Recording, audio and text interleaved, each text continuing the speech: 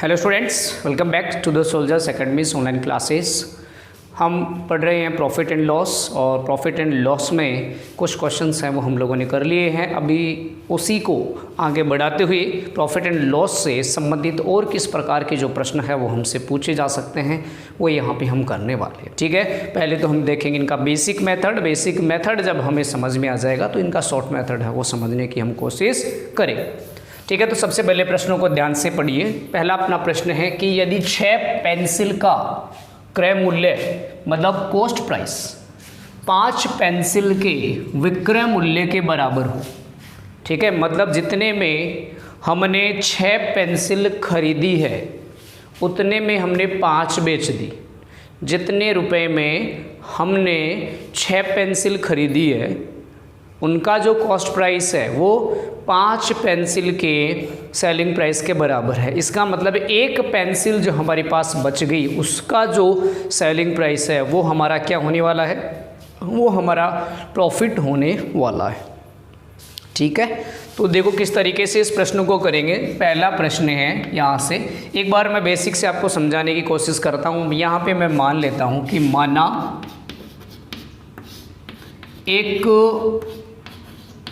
एक पेंसिल का क्रय मूल्य मतलब कॉस्ट प्राइस सीपी जो है वो क्या है, RS1 है। एक पेंसिल का क्रय मूल्य 1 रुपया है। एक पेंसिल का 1 रुपये। ठीक है, तो यहाँ से 5 पेंसिल का क्रय मूल्य कितना हो जाएगा, 5 पेंसिल का सीपी, 5 पेंसिल का सीपी कितना हो जाएगा, 5 रुपये हो जाएगा। ठीक है भाई, यही तो बोल रहे हैं ना कि 6 पेंसिल का क्रय मूल्य कितने पेंसिल के विक्रय मूल्य के बराबर है, 5। तो एक पेंसिल का सीपी मैंने मान लिया RS1। अब यहाँ से मैंने 5 पेंसिल का सीपी निकाला है। ठीक है, कंपैरिजन हमें एसपी के साथ करनी है। अब यहाँ से देखो, अब आगे हमें क्या गिवन है, अब हमें दिया गया 5 पेंसिल का क्रय मूल्य निकाल लिया ना, तो 5 पेंसिल का विक्रय मूल्य क्या हो जाएगा, 5 पेंसिल का विक्रय मूल्य मतलब सेलिंग प्राइस किसके बराबर है, 6 पेंसिल के सीपी के बराबर। भाई यही तो बोल रहे हैं ना, एक पेंसिल का सीपी, एक पेंसिल का जो क्रय मूल्य है वो मैंने मान लिया कि माना एक पेंसिल का क्रय मूल्य 1 रुपया है, कॉस्ट प्राइस। तो यहाँ से आगे वाला जो 5 पेंसिल के बराबर विक्रय मूल्य दिया हुआ है इससे हम तुलना करेंगे तो 5 पेंसिल का कॉस्ट प्राइस हो गया 5 रुपये, और 5 पेंसिल का विक्रय मूल्य कितना है, 5 पेंसिल 5 रुपये में खरीदी है। 5 पेंसिल हम बेचेंगे कितने में, 6 पेंसिल के क्रय मूल्य में, और एक पेंसिल का क्रय मूल्य 1 है तो 6 का कितना हो जाएगा, 6 गुणा 1 बराबर 6 रुपये में। मतलब देखो 5 पेंसिल है वो हमने खरीदी कितने रुपए में, 5 में, और बेच कितने रुपए में रहे हैं, 6 रुपये में। इसका मतलब यहाँ से हमें जो प्रॉफिट है वो कितना होने वाला है, यहाँ से होने वाला जो प्रॉफिट है वो कितना है, 6 माइनस के 5 that is equal to RS1। 1 रुपये का हमें क्या हो गया प्रॉफिट। और यहाँ से प्रॉफिट परसेंट अगर हम निकालेंगे तो प्रॉफिट परसेंट कैसे आएगा, प्रॉफिट अपॉन में CP इंटू 100, सो 1 अपॉन में 5। CP 5 रुपये तो है ना, 5 पेंसिल का CP 1 अपॉन में 5 into 100 that is equal to 20%। तो इसका आंसर है वो क्या आ जाएगा, 20% है वो आने वाला है। क्लियर है, आई बात समझ में किस तरीके से हम करने वाले हैं इसको चेंज। ठीक है, अब वापस एक चीज़ को आप लोग यहाँ से देखो, ये तो इसका बेसिक मेथड हो गया। बेसिक मेथड में मैंने कैसे किया है कि माना एक पेंसिल का क्रय मूल्य 1 रुपया है तो यहाँ से 5 पेंसिल का क्रय मूल्य कितना हो जाएगा, 5 रुपये। अब 5 पेंसिल का विक्रय मूल्य किसके बराबर है, 5 पेंसिल का विक्रय मूल्य मतलब सेलिंग प्राइस जो है वो 6 पेंसिल के CP के बराबर है, मतलब क्रय मूल्य के बराबर है, तो वो कितना हो जाएगा, 6 रुपये हो जाएगा।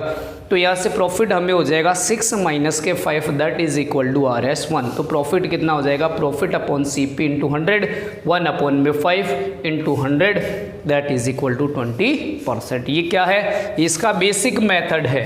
चलिए अगर दूसरे तरीके से हम इसको करना चाहें तो जब भी एक ऐसा प्रश्न आपको पूछा जाए कि सीपी और एसपी इस तरीके का प्रश्न हो कि उसका क्रय मूल्य उसके विक्रय मूल्य के बराबर हो या उसका विक्रय मूल्य उसके क्रय मूल्य के बराबर हो, तो दोनों को इंटरचेंज कर देंगे। दोनों को इंटरचेंज करने का मतलब है 6 पेंसिल का क्रय मूल्य, तो इसको तो बढ़ा देंगे विक्रय मूल्य, और 5 पेंसिल इसको बढ़ा देंगे क्रय मूल्य। ठीक है, ये बेसिक मेथड है, नॉट ए ऑथेंटिक वे, लेकिन जिसे हम कहते हैं शॉर्ट ट्रिक वो है। ठीक है, ऑथेंटिक नहीं होते, लेकिन शॉर्ट में बनाने के लिए, क्वेश्चंस को जल्दी सॉल्व करने के लिए ऐसे तरीके हम अप्लाई करते हैं। क्या करेंगे, इनको इंटरचेंज कर देंगे। देखो इसने बोला है 6 पेंसिल का क्रय मूल्य, 6 पेंसिल के साथ क्रय मूल्य है ना, और 5 पेंसिल के साथ क्या है, विक्रय मूल्य, तो इंटरचेंज हो जाएंगे। विक्रय मूल्य तो बन जाएगा 6 और विक्रय मूल्य के साथ वाला नंबर है वो बन जाएगा क्या, क्रय मूल्य।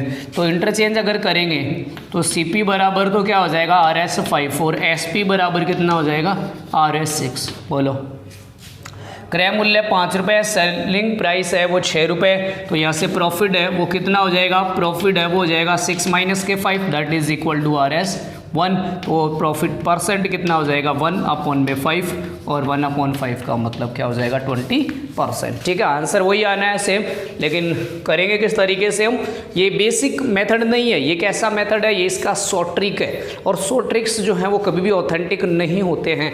हमें अपने क्वेश्चन को ईजी बनाने के लिए, क्या यूँ कहूँ मैं कि फटाफट से कम समय में उसको सोल्व करने के लिए हम अपनी तरफ से ऐसे मेथड्स हैं वो बना लेते हैं। ठीक है, तो जब भी ऐसा प्रश्न आए इनको हम इंटरचेंज कर करके बना देते हैं। 6 इसके साथ में क्रय मूल्य है ना, तो 6 को तो बना देंगे विक्रय मूल्य, इसके साथ 5 के साथ विक्रय मूल्य, इसको बना देंगे क्रय मूल्य, दोनों क्या हो जाएंगे इंटरचेंज, और वहाँ से इस प्रश्न को हम आसानी से फटाफट से कर लेंगे।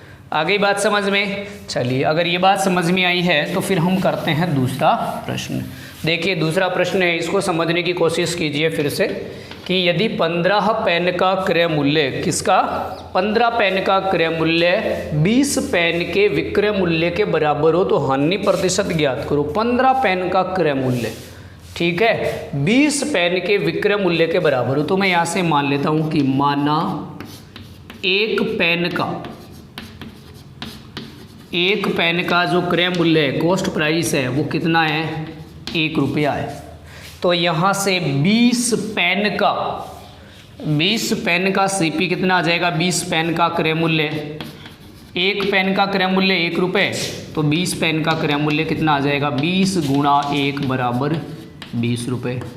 ठीक है, और 20 पेन का विक्रय मूल्य कितना आ जाएगा, तथा 20 पेन का विक्रय मूल्य मतलब सेलिंग प्राइस वो कितनी हो जाएगी, 15 पेन के क्रय मूल्य के बराबर हो जाएगा 15 पेन का क्रय मूल्य।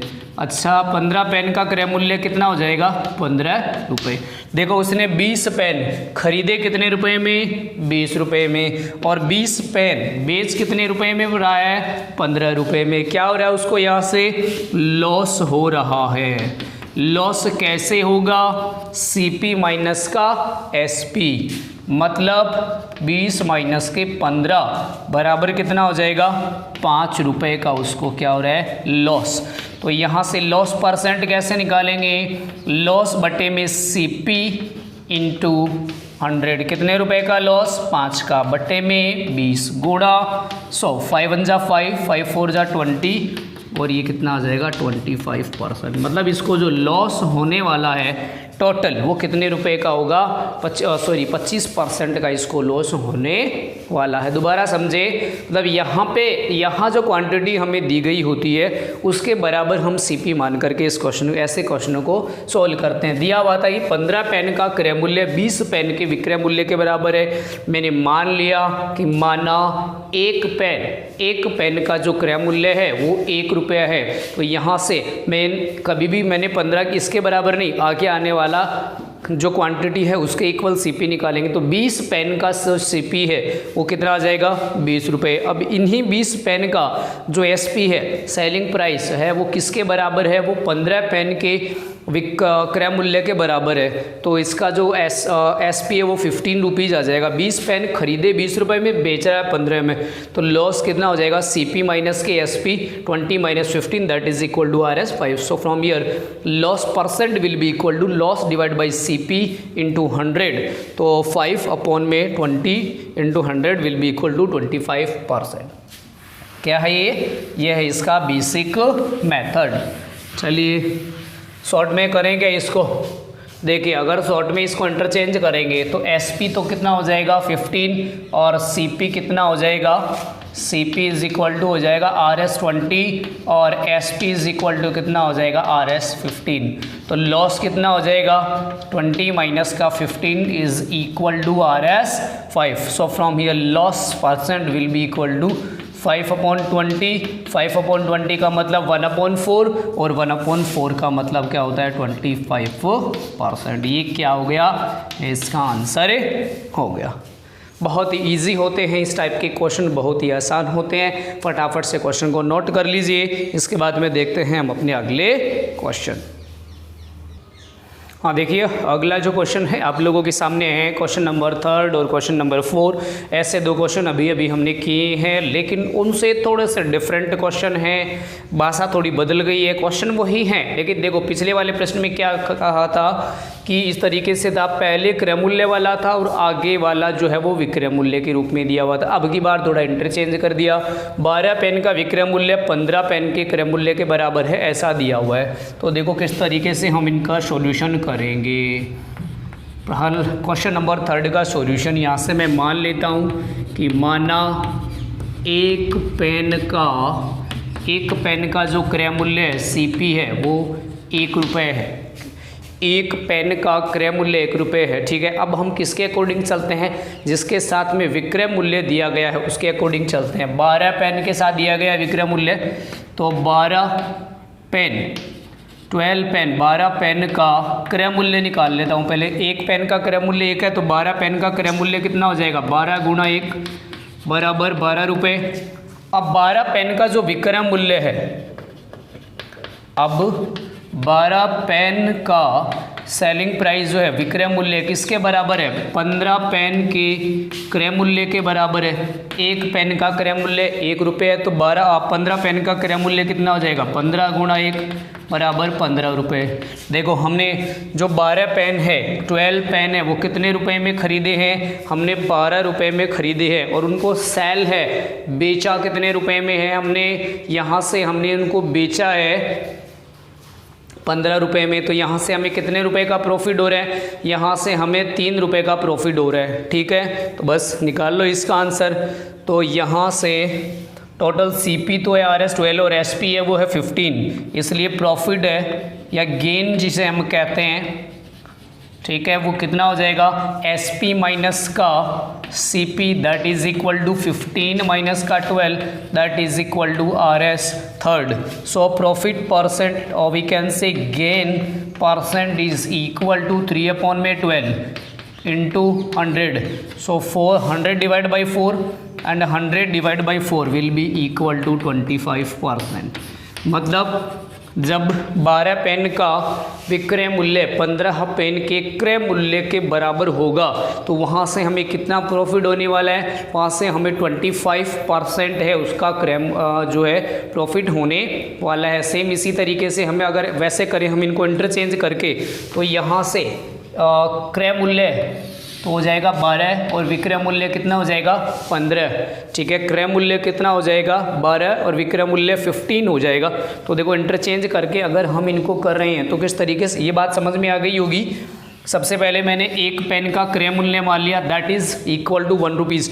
यहाँ से थोड़ा आपको कन्फ्यूज़न होता है कि आखिर हम कौन सी जो क्वांटिटी है उसका CP फाइंड आउट करते हैं, जिसके साथ में विक्रय मूल्य गिवन हो उसका हम CP फाइंड आउट करते हैं। तो 12 पेन का विक्रय मूल्य है ना, तो पहले मैं 12 पेन का CP फाइंड आउट कर लेता हूँ। तो 12 पेन का CP है वो 12 रुपये, और 12 पेन का SP कितना होगा, सेलिंग प्राइस होगा 15 पेन के क्रय मूल्य के बराबर जो कि 15 है। 12 में बाई किया है, 15 में सेल कर रहे हैं, डेफिनेटली प्रॉफिट होने वाला है। कितने रुपए का प्रॉफिट होगा हमें यहाँ से, 3 रुपये का, और 3/12 कितना होगा 1/4, एंड 1/4 का मतलब कितना परसेंटेज हो गया 25% हो गया।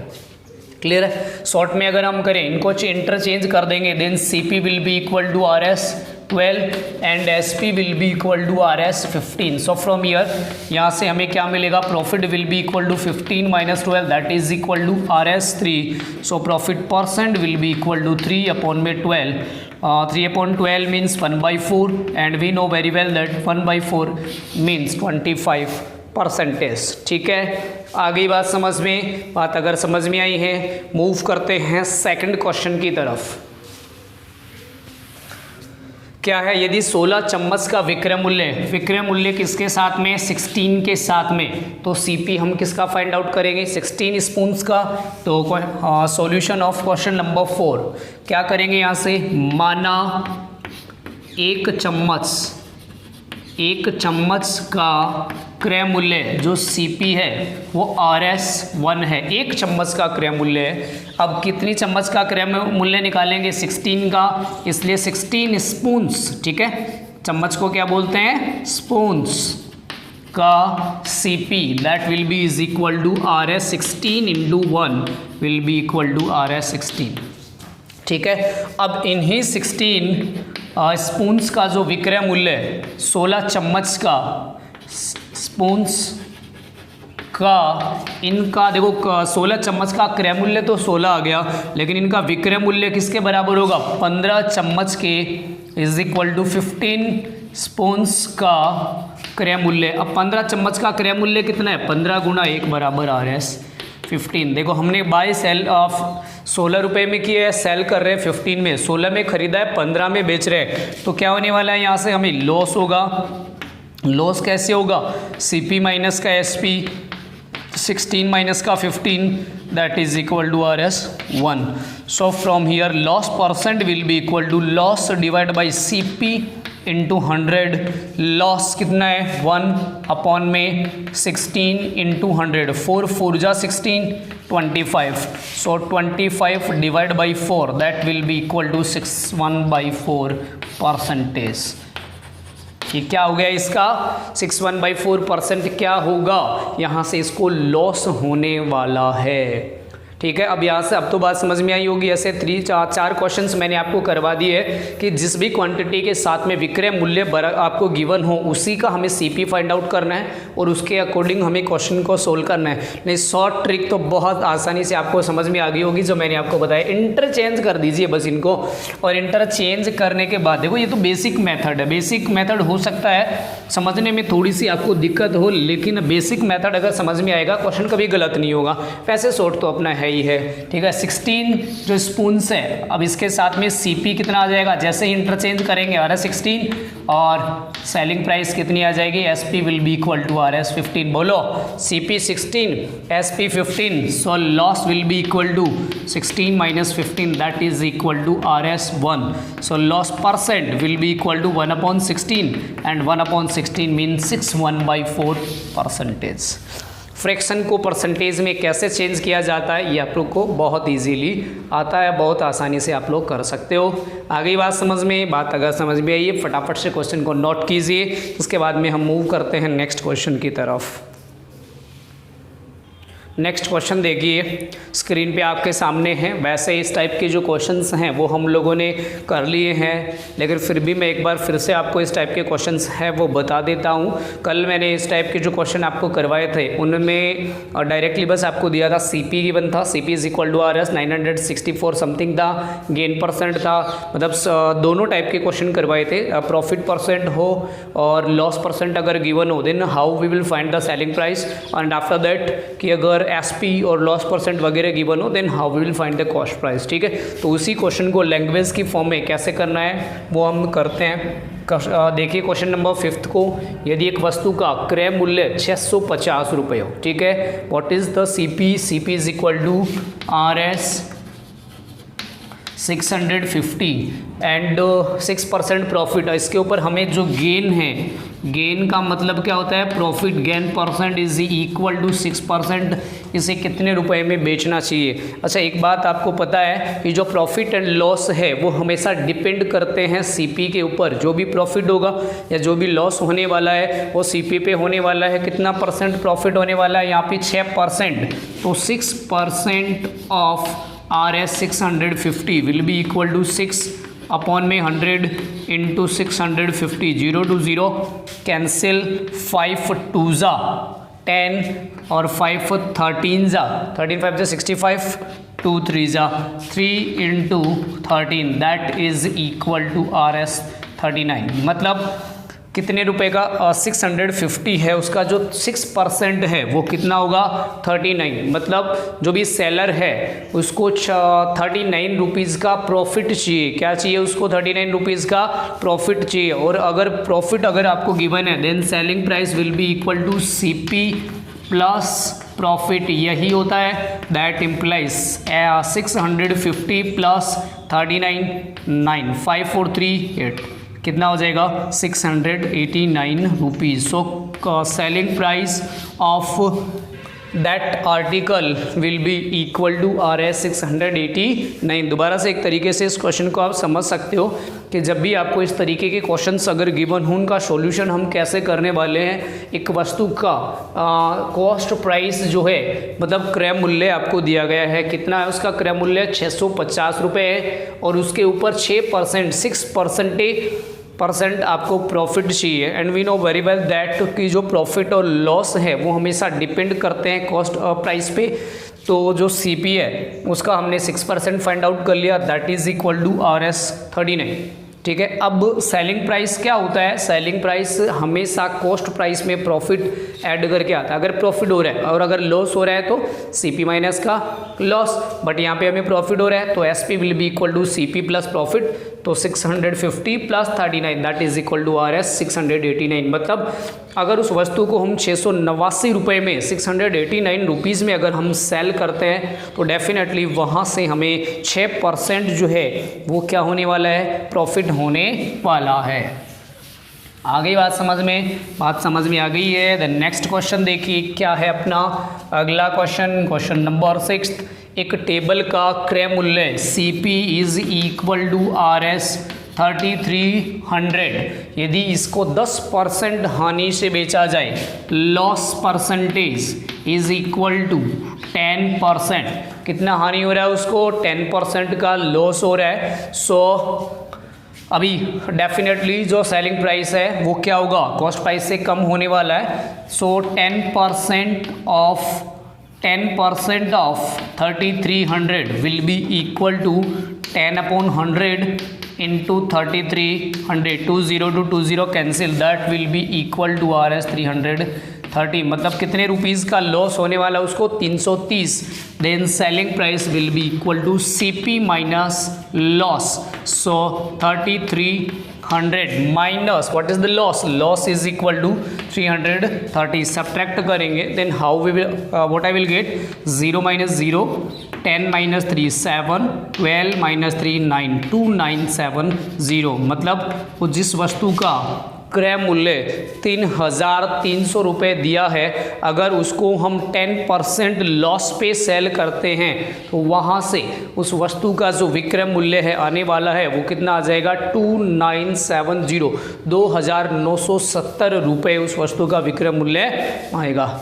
समझ में आ रही है बात क्या यहाँ पे मैं बता रहा हूँ? देखो एक एक क्वेश्चन को मैंने बहुत अच्छी तरीके से आपको समझाने की कोशिश की है कि जब भी आपको CP अगर गिवन हो, ध्यान से सुनना इस बात को, अगर आपको CP मतलब कॉस्ट प्राइस अगर हमें गिवन है और हमें सेलिंग प्राइस निकालनी है, चाहे प्रॉफिट हो रहा हो हमें या फिर हमें लॉस हो रहा हो, तो डेफिनेटली बहुत इजीली वहाँ से हम सेलिंग प्राइस फाइंड आउट कर सकते हैं। प्रॉफिट परसेंट अगर गिवन है देन जो भी सेलिंग प्राइस आएगी उसका जितना परसेंटेज हमें निकालना है, सपोज जैसे लास्ट क्वेश्चन में हमने किया 6% प्रॉफिट हो रहा है, then 6% of CP find out करेंगे और CP में प्लस करके हम सेलिंग प्राइस बहुत इजीली और बहुत ही आसानी से निकाल सकते हैं। बट इस क्वेश्चन के जैसे अगर हमें लॉस हो रहा है, जैसे इसका CP है वो RS 3300 है, लॉस हो रहा है इसको 10%, तो इसका सेलिंग प्राइस है। डेफिनेटली ये बात आप भी जानते हो, लॉस कब होता है? लॉस तब होता है जब when selling price is less than the cost price. Cost price से अगर कम हो तो वहाँ पे हमें लॉस होने वाला है। कितना लॉस हो रहा है हमें यहाँ पे? 10%। And we know very well that loss और profit always depends on the CP। So CP जो भी है 3300, उसका 10% हमें लॉस होने वाला है। So 10% of 3300 that is equal to 3300 का 10% है, कितना आ जाएगा? RS 330, मतलब 3300 को 10% जब लॉस पे हम सेल करेंगे तो इतने रुपए हमें कम मिलने वाले हैं। So selling price will be equal to CP minus का loss. So 3300 minus 330 will be equal to RS 2970। मतलब यहाँ से इस वस्तु का जो विक्रय मूल्य है, जो टेबल है, उसका सेलिंग प्राइस है वो कितना आ जाएगा? 2970 रुपीज़ है, वो आ जाएगा। क्लियर है? आई बात समझ में? तो यहाँ से आज कुल मिला करके हमने 6 क्वेश्चंस हैं वो आपको समझाए हैं। बहुत इजी हैं, बहुत आसान क्वेश्चंस हैं। इन लास्ट वाले 2 क्वेश्चन, ऐसे क्वेश्चंस तो हमने पहले भी कर लिए थे, बट इनसे पहले वाले जो 4 क्वेश्चंस हैं वो आप लोगों के लिए काफ़ी इंपॉर्टेंट है, बहुत ज़्यादा महत्वपूर्ण हैं। 2 तरीके मैंने आपको बताए हैं। एक आपको बेसिक मेथड बताया, बेसिक मेथड में एक मान करके हम इनको कर सकते हैं। डिफ़िकल्टी थोड़ी सी आपको कहाँ पर आती है कि हम किसका क्रय मूल्य निकालें, कॉस्ट प्राइस है वो किसका फाइंड आउट करना होता है? जो क्वांटिटी विक्रय मूल्य के साथ में लगी होती है। जैसे 16 वस्तुओं का विक्रय मूल्य, तो विक्रय मूल्य के साथ में जो क्वांटिटी होती है हमें उसका कॉस्ट प्राइस मानते हुए और क्वेश्चन है उसको सोल्व करना होता है। ठीक है? और आफ्टर दैट अगर वो बात में थोड़ी सी अगर मान लीजिए ऊपर नीचे हो जाती है तो शॉर्ट मेथड तो डेफिनेटली आपको बहुत ईजिली समझ में आ गया होगा। शॉर्ट मेथड में हम इंटरचेंज कर देते हैं, जिसके साथ में विक्रय मूल्य है उसको तो बना देते हैं हम क्रय मूल्य, और जिसके साथ में क्रय मूल्य लगा हुआ है उसको बना देंगे हम विक्रय मूल्य। और डेफिनेटली वहाँ से क्वेश्चन बहुत ज़्यादा इजी आप लोगों के लिए होने वाला है। 40 सेकंड से भी बहुत कम समय में आप इस क्वेश्चन को सोल्व कर पाएंगे। ठीक है? तो बने रहिए लगातार, सोल्जर एकेडमी के साथ वीडियोज़ हैं वो देखते रहिए, नोट है कॉपी में इनको करते रहिए।